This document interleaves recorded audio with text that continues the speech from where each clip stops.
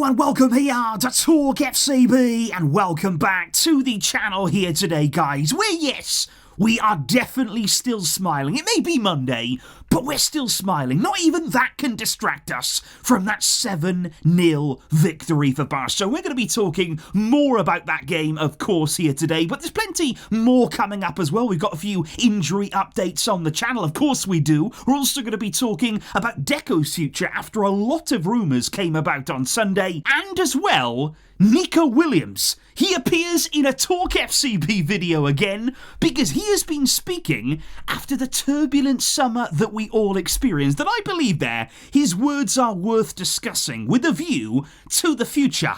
It is all coming up, guys. So let's do it. But if we do, first of all, kick off, guys, with some super thanks shoutouts here on the channel. And first one coming up from Victor, who enjoyed the performance so much against Valladolid that he woke up his entire family. And hey, if a Barça game doesn't make you do that, well, are they even really playing? And there's plenty of really good feelings here. Another one coming in. It's a party night for me and my family. And that is what it is all about here. Enjoying this, whether you're actually with your family or whether you're here on the channel, we are all a family anyway, enjoying these moments together and savouring these big Barça wins. But of course, we're all hoping there will be lots more of them to come. And I just want to start here by saying, guys, in today's video, obviously right now, we're all really excited, and this excitement is going to continue throughout the international break. We're going to ride this wave here at Barça, but I think we all know, we all understand, we don't need people to tell us, oh, don't get ahead of yourselves. You know, we haven't won anything yet. We're all very much aware of that here. We know that the titles will be won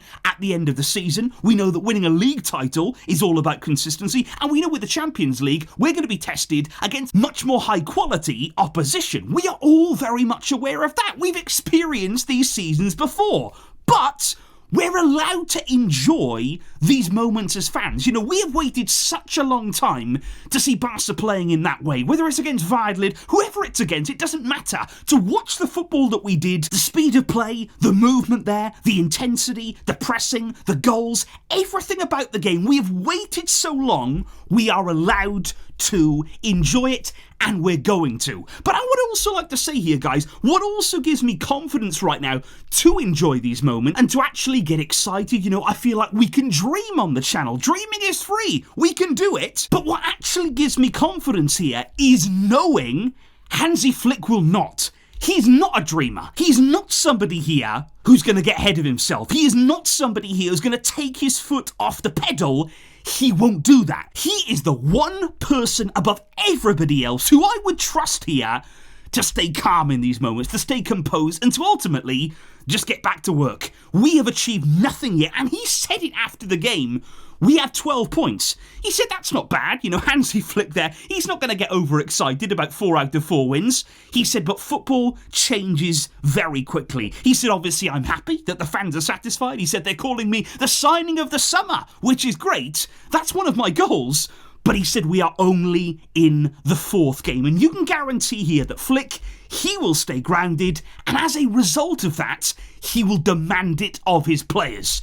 We can get excited because our coach is not. Something else, though, that I would like to mention in today's video, guys, is about Raphinha. I think we are all still replaying his hat-trick. We're watching those goals. We're watching his performances so far this season, and we're all thinking, this is unreal. We have a serious player on our hands this season, and we're all very excited about Raphinha. One team, though, who are not, apparently, is Brazil. Because I want to say right here, he's not going away on international duty. He was not called up by the Brazilian national team. Now, I should clarify, he's actually suspended, I believe, for one of their 2 games. But even so, they decided not to call him. And I just want to say here, I'm delighted with that. 2 weeks of rest for Raphinha. 2 weeks there of him recharging the batteries, getting ready to go again. And then after the international break is over, you just set him off again. You say, off you go, Raphinha. Go and do your thing. He's going to be pressing like crazy. He's going to be running all game, closing down opponents in every pocket of space that you can imagine. And ultimately, he's going to keep on scoring. That is what we are hoping here. That clinical touch in front of goal, that has given us all the possibility of dreaming. And it is great to see that he will have 2 weeks of rest. Thank you, Brazil. But I also do want to talk, guys, about who may be joining him after the international break, because we spoke yesterday about lots of players that could come back into this Hansi Flick team, how they could affect the team, but exactly when will they be able to return? Because let's talk here about Ansu Fati, who for me is one of the big beneficiaries of Barca not signing anybody at the end of the transfer window. The fact we failed to bring in another forward, another winger, nobody else arrived, and that means here that we are going to be counting on Ansu. When he does return, he's going to get minutes in this team. He's staying at the club, of course, and I think actually Flick stuck to his word here. He said basically that Ansu massively impressed him in pre-season, that he was really, really excited about what he was seeing from him, and then even when Ansu got injured, Flick said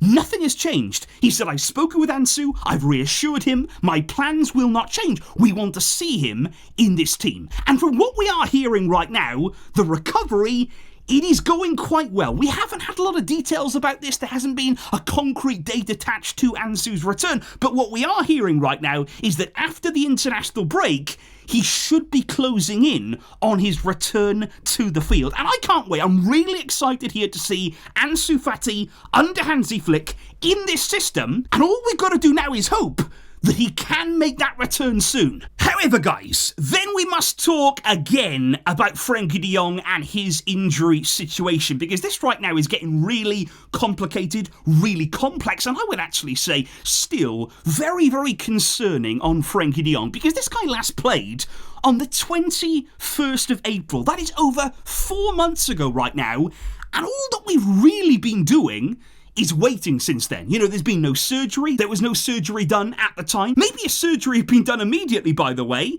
He'd probably nearly be back by now. You know, that would have been the kind of time that he would have spent away. But I think maybe he thought, I could go to the Euros. If I can recover, if the pain is not at its maximum, maybe I could play for my national team. That, of course, did not happen. And right now, Barca are just waiting for Frenkie to basically say, I'm ready to play. Because some days apparently he will still have pain in that ankle. It's not something that's fully sort of recovered. It's a chronic issue, so you don't really know how it's going to recover. You don't really know when it's going to flare up at any given time. And coming into the international break here, Barca basically said to Frenkie, this is a really important period, because after this break is over, we need to know, can you play? Are you going to be ready to play? And Barca apparently have even offered up the suggestion here, can you maybe try and play through the pain, play with a little bit of pain in the ankle if you can, just to see how it holds up? Because I think at this point, guys, if Frenkie is unable to return after the international break, if he's not able to get back out on the field and actually see him there with the rest of the team, I think the club are going to have to say, and they are going to say, well, maybe surgery is the only option then, because obviously we can't just wait around forever hoping that it gets better, maybe just relying on it just to heal. It's not really going to do that. So I think surgery here, it's an option. It's not really something that anybody wants to do, but if Frenkie can't come back after the break, it may be the only option, because like I say, Barca want him back. They need him in this team. They're paying him big, big money, of course, and the waiting, it can't go on forever. However, guys, there has been plenty of big news here circulating over the weekend, and especially on Sunday, about Deco's future at the club, because Sport actually came out there with a big article basically saying Deco is close to leaving his role as sporting director. He apparently feels in a difficult position. He doesn't feel as though he can work in the right way, and he feels as though the club's financial position is really weighing on him and his ability as the sporting director. And Sport actually went as far to say there that Deco was actually heard saying in a hotel when he was meeting with an agent that I am the poorest sporting director in Europe. So Deco apparently pretty unhappy maybe inside of the club. Could he resign? But here's the thing, because off the back of that report there, and this hardly ever happens at Barca, they immediately reacted to it with an official statement. They came out very, very quickly to say, we categorically deny the news that has appeared in Sport. And the club went on to officially state that they could not be happier with the job being done by Deco, and it refutes this attack by Sport on the director of football precisely at the end of the transfer window. So Barca there making it known in no uncertain terms that number one, Deco is not leaving his role, and number two, in their words, they could not be happier with him. Now that is interesting. That is some interesting analysis there on Deco's role as sporting director. My personal opinion is it's possible that he feels a bit unhappy. It's possible there that he feels as though maybe at times he's got his arm tied behind his back trying to operate in these conditions at Barca. But what I'm really going to pay attention to here, guys, is Joan Laporta, because on Tuesday he's actually going to be holding a press conference to address what we saw in the transfer window. And I think this is really interesting. Laporta feels as though he's got to come out here and speak and ultimately answer a few questions there. There's lots of uncertainty surrounding the 1-for-1 rule, the Nike deal, things that we've seen throughout the summer, lots of uncertainty, of course, about the club's position. And I think it's really key and important that Laporta does address a lot of these concerns. And let's wait and see if he talks about Deco. I'm sure that he will. I'm sure that he'll be asked there about Deco's position, about his role at the club, and what the future is going to be. But as of right now, Deco stays, and the club, they are happy with him, which is very interesting, because that brings us nicely on then to one of the big targets of the summer that Barca failed to capture. Let's talk about Nico Williams, because I am often asked here regularly on the channel, do you think that Nico could come to Barca? Do you think that we could return for him next summer? Super thanks here. Very, very big thank you indeed for that. And it's an interesting question. And the reason that I want to talk about it today is because he did a very, very interesting interview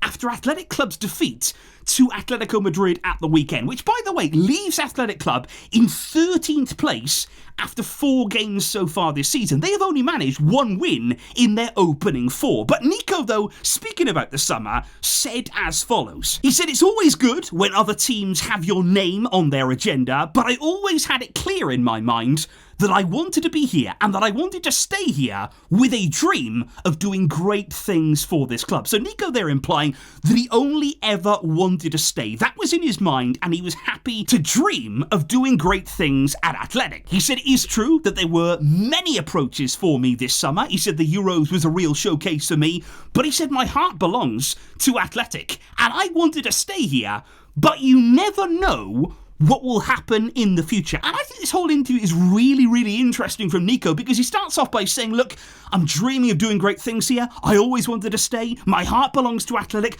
But now he starts to say, we don't know what's going to happen in the future. And then he went on to say further, I already decided to be here for another year, to continue growing at Athletic. He said that's the important thing right now. He said I've had offers to do other things that another player would have done, but he said I've decided again to continue for another year.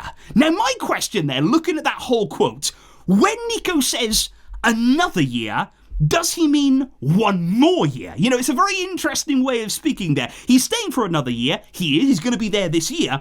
But does he mean I agreed to stay for 1 more year? Because I've always said with Nico, guys, and I feel even more strongly about this right now, if he wanted to stay at Athletic, which he may well have done, if his heart belongs there, actually, I'd have huge respect for him. Because at the end of the day, you don't see that kind of loyalty in football that much these days. If that's his dream, if that's his family club there, and he wants to stay for his career, we're all the better for him for doing that. But if he's actually saying here, I kind of thought I'd stay for 1 more year. I'd do 1 more year here, then I'll move on. I mean, I just don't get that at all. That is an almighty risk that you are taking with your entire career, because you don't know what will happen. There are absolutely no guarantees. And even so far this season, Nico, 4 games, no goals, and no assists so far. And you look at the Barca team right now that we're seeing, and you have to think he must be looking at that. He must be looking there, the speed we're playing with, the movement there, the fluidity in this team, how attack-minded we are as a team. He must be thinking, I would have suited that. I would have really fitted in well there, and I could be absolutely balling right now, but he isn't there. And I just think here in football, it's about seizing opportunities in the moment. The game moves on very, very quickly. And will that chance ever come around again? Will that opportunity ever be there again? Only time will tell. With Barca, I would never rule it out, because you never know what they're going to do next. I would not be surprised in some ways if they went back for him, but I also wouldn't be surprised if we are never linked with Nico Williams again. It is very much here a case a 50-50 chance right now. And that is ultimately the risk that he's taken if he only planned on staying at Athletic for 1 more year.